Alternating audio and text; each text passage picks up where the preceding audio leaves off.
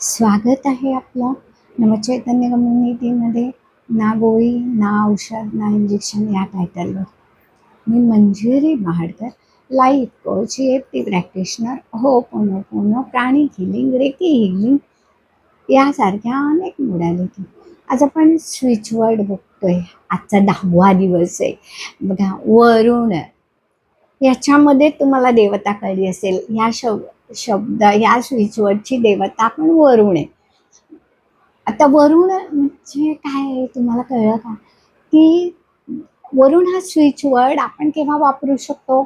की शरीरातील पाणी कमी झालं, डिहायड्रिलायझेशन, सनस्ट्रोक, उन्हाळ्याचा त्रास होतोय, किंवा तुम्हाला खूप ताप आलाय, तुम्हाला अतिशय गरम होतंय, अशा वेळेला हा स्विचवर्ड वापरायचा आहे. वरुण देवतेला आवाहन करायचंय, अभिवादन करायचंय, तुमचं काम सांगायचंय, तुझ्या कृपेने ते काम झालेलं आहे म्हणून धन्यवाद द्यायचे. असं बसायचंय आपल्या नेहमीच्या पोझिशनला.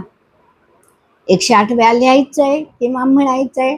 तुमचा तो आजार बरा होईपर्यंत, मग त्याला 3 दिवस लागू शकतात, 5 दिवस लागू शकतात, कदाचित एकदा म्हटल्यावर पण होईल. वरुण वरुण वरुण वरुण वरुण वरुण वरुण वरुण वरुण वरुण वरुण वरुण. पुन्हा त्या देवतेला अभिवादन करायचे, त्याला त्याच्या ठिकाणी पाठवायचे, धन्यवाद द्यायचे. धन्यवाद वरुण देवतेला, धन्यवाद स्विचवर्डला, धन्यवाद स्वतःलाही द्यायचे. धन्यवाद.